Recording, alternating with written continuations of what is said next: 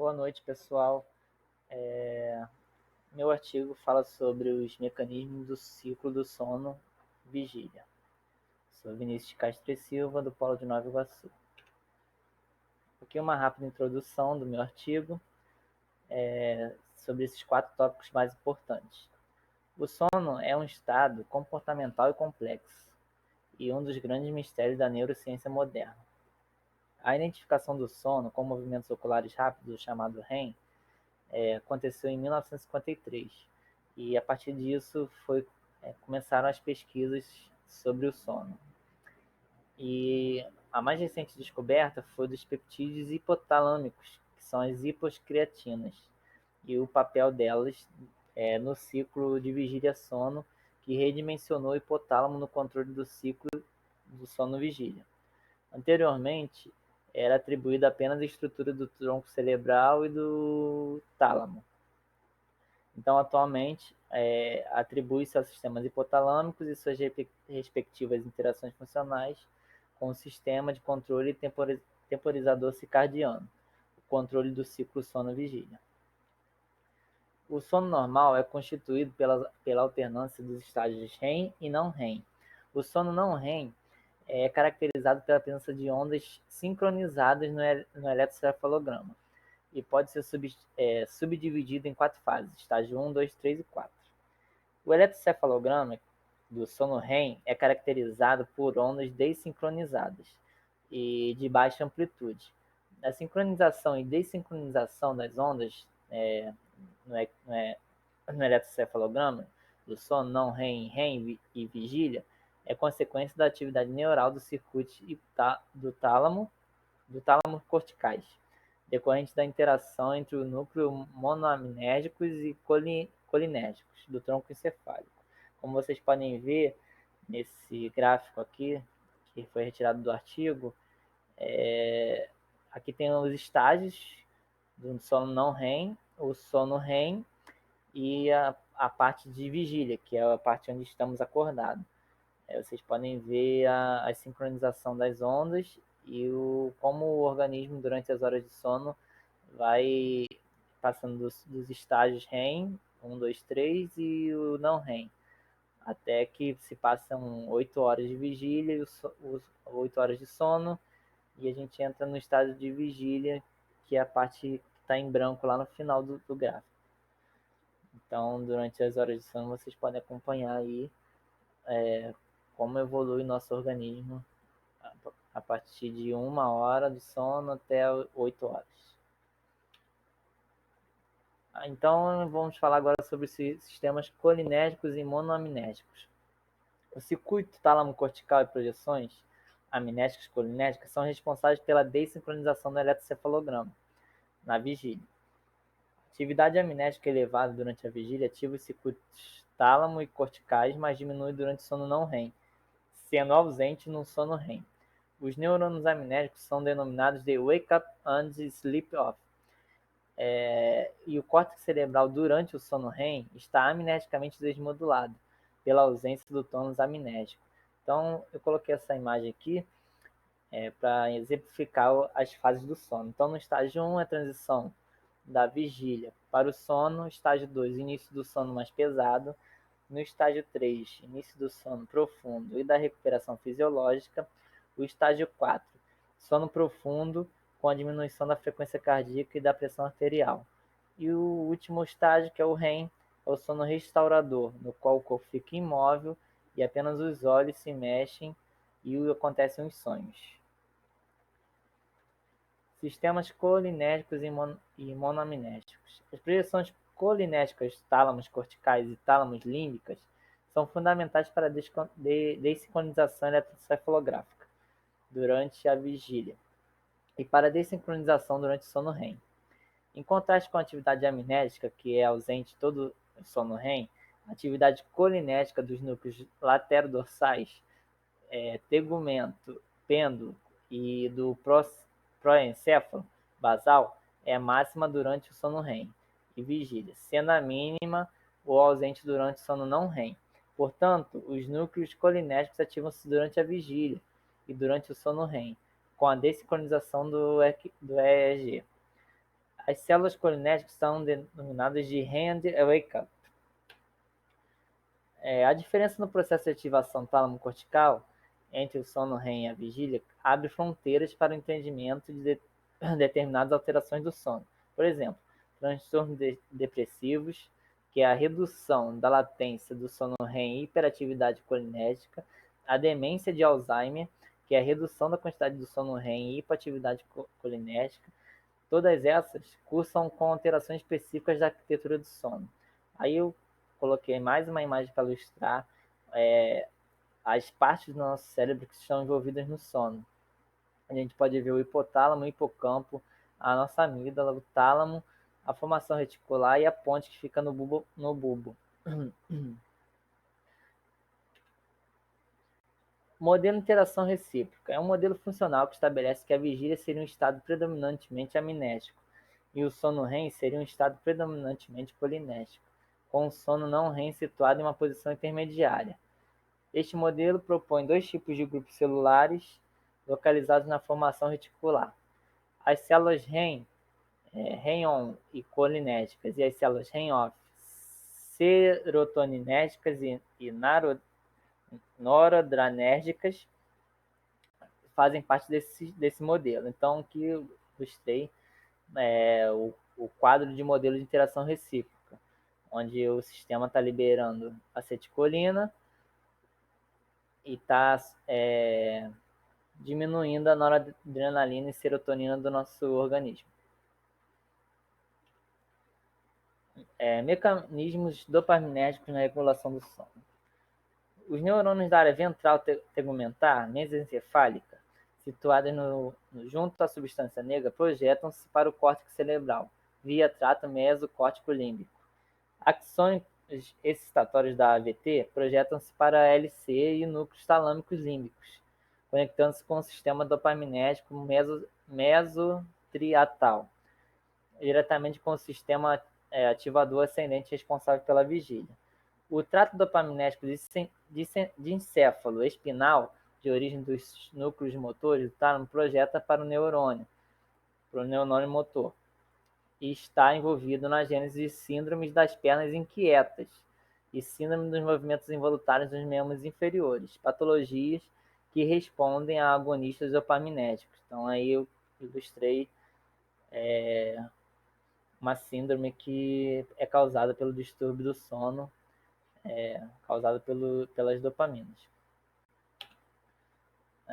O efeito dos agonistas dopaminérgicos no ciclo do sono e vigília depende do tipo de receptor dopaminérgico estimulado.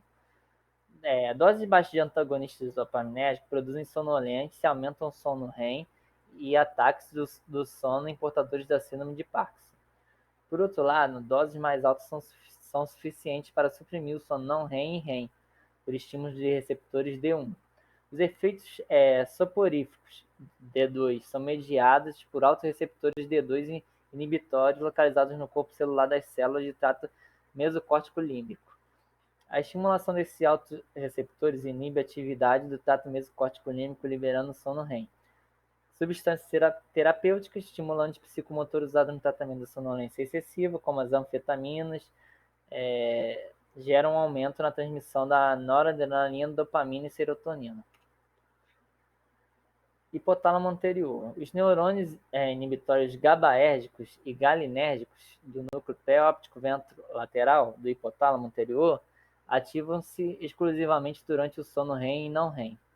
O VLPO está relacionado com o sono de ondas lentas, e lesões anatômicas reduzem a quantidade de sono de ondas lentas. As células do VLPO projetam projetam-se diretamente para os núcleos NTM, NDR e LC, para os núcleos colinérgicos laterodorsais e tegumento pêndulo e para o sistema de hipocreatinos, produzindo inibição destes núcleos excitatórios promotores da vigília. O VLPO permanece ativo, inibindo o sistema aminérgico, colinérgico e hipocreatinos, permitindo assim o aparecimento do sono REM, por inibir as células REM-off. O VLPO e o sistema aminérgico apresentam, portanto, uma relação funcional de reciprocidade, de inibição mútua entre os dois sistemas. O núcleo supraquiasmático, que são os NQS, são estruturas anatômicas localizadas no hipotálamo anterior, acima do quiasma óptico, com aproximadamente 10.000 células. Os NSQs representam um relógio biológico capaz de gerar um ritmo endógeno próprio, passível de sincronização, a partir de sinais sincronizadores internos ou do meio ambiente, que seria a luz solar. A etapa inicial da fotossincronização do NSQ está relacionada às células ganglionares retinianas.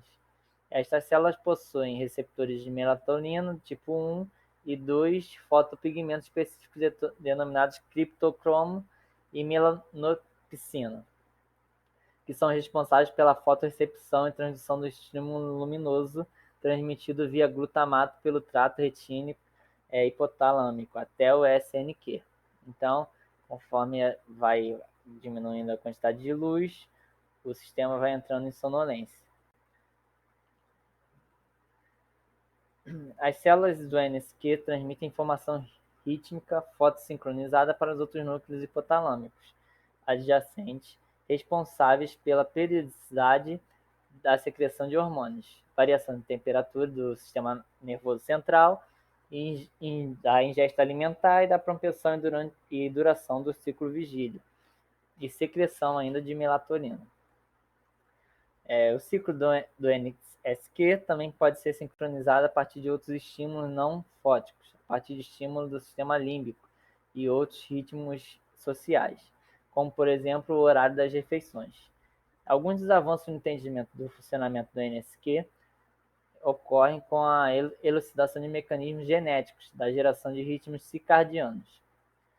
Um estudo clínico recente relata que uma família de 32 integrantes, com 20 pessoas diagnosticadas com síndrome do avanço da fase do sono, como uma herança autossômica dominante, permitiu que fosse criado um passo importante na identificação dos genes responsáveis pela regulação do sono e dos ritmos circadianos em humanos, confirmando que o padrão do sono é um fenótipo de herança genética.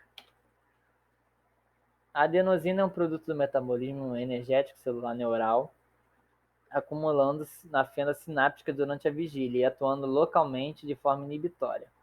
Estudos com microdiálise confirmam que as células do proencéfalo basal são a região onde ocorre o maior acúmulo local de adenosina durante a vigília e privação do sono.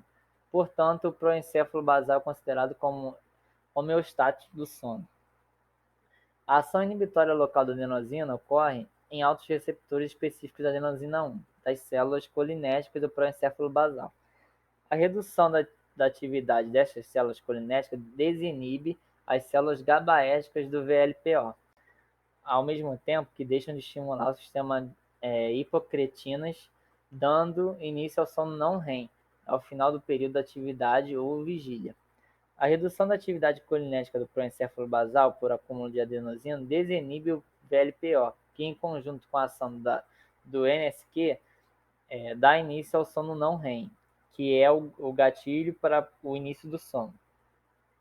Os efeitos antagonistas dos receptores adenosina 1, proporcionados pela cafeína, aminofilina e teofilina, são os responsáveis pelo efeito estimulante ou inibitório do sono.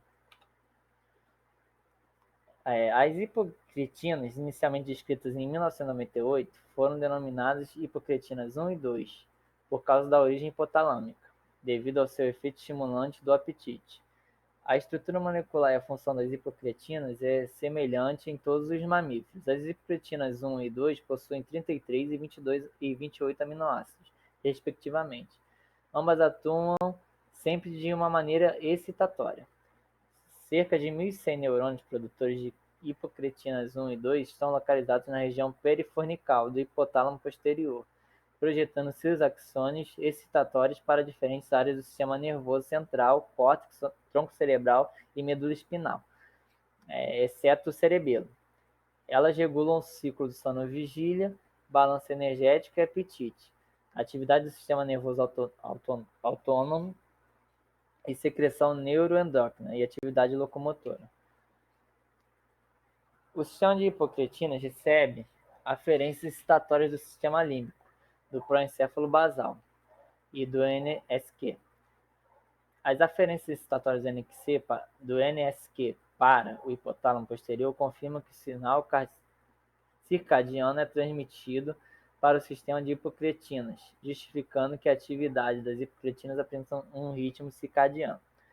O nível de atividade hipocretinérgica é mais elevado ao final do fotoperíodo em animais diurnos ou no final do período de atividade locomotora em animais noturnos, quando a pressão homeostática de sono atinge seu máximo. As hipocretinas possuem um papel central na manutenção do alerta durante a privação do sono, persistindo elevada durante a privação do sono. O sistema límbico é responsável pela estimulação das hipocretinas na privação do sono para compensar a redução do sinal circadiano do NSQ ao final do fotoperíodo de atividade.